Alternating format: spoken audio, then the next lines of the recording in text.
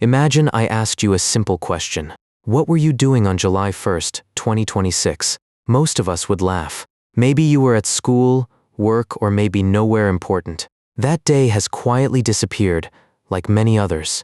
Now imagine asking the same question to someone else. She doesn't pause. Wednesday, she says. I woke up late because I'd stayed up watching television. I had cereal for breakfast. My mother called before lunch. We argued over something stupid. She isn't guessing.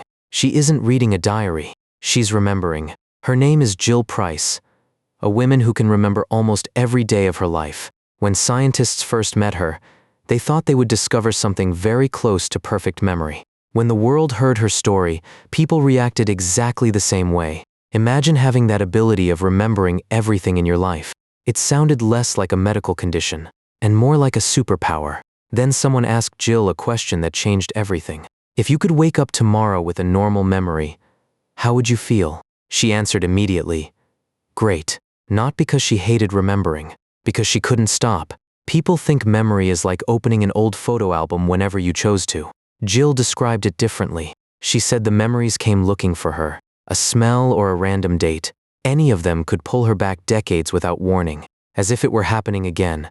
Imagine carrying every embarrassing moment you've ever lived. Scientists slowly realized they had spent years asking the wrong question. The mystery wasn't why Jill remembered so much. The mystery was why the rest of us forget. To answer that question, they had to study someone whose life looked completely different. In 1953, a young man named Henry Molaison underwent experimental brain surgery to stop severe epilepsy. The operation worked. His seizures became less frequent, but something else disappeared. Henry could remember his childhood. He knew who he was. He could hold a conversation. Then someone would leave the room. 5 minutes later, they'd return. Henry would smile politely and introduce himself again. His brain had lost the ability to create new long-term memories. Every conversation became the first conversation. Every day became disconnected from the one before it. Scientists visited him for decades. Every single visit felt like their first meeting.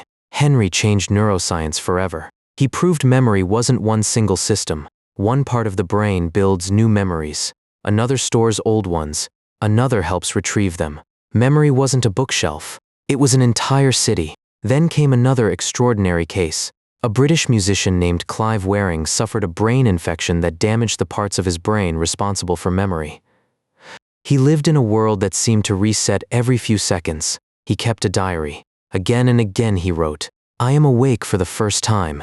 A minute later, he'd cross it out. "No. Now I'm awake for the first time." Then he'd do it again and again.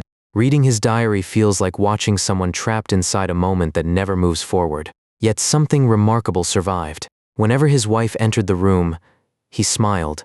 Every time, as though they had been apart for years. He couldn't remember seeing her earlier that day, but somehow, he never forgot that he loved her. 3 different people. 3 completely different lives. One remembered almost everything. One couldn't remember yesterday.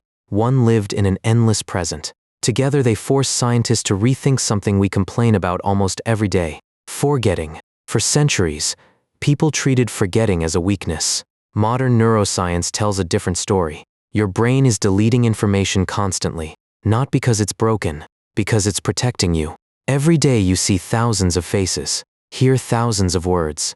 If your brain stored all of them forever, you'd drown in information that served no purpose. Memory was never built to record life. It was built to filter it. Even stranger. Every time you remember something, your brain briefly unlocks that memory before storing it again. Sometimes it changes. Sometimes it loses details. Sometimes it becomes less painful than before. Your past isn't frozen. It's quietly rewritten every time you revisit it. That's why the worst day of your life doesn't feel exactly the way it did years ago. The facts may remain. The emotion slowly fades. Your brain turns down the volume just enough for you to keep moving. Jill Price never received that gift. Henry Molaison never had the chance to build tomorrow. Clive Wearing could barely hold on to the present. Somewhere between those 3 lives, the rest of us exist. Our memories are imperfect. We forget names, dates, or where we left our keys, and maybe that's frustrating. But we also forget pain. We forget fear. We forget the weight of our worst days. Maybe the greatest thing your brain ever learned wasn't how to remember, Maybe it was how to forget.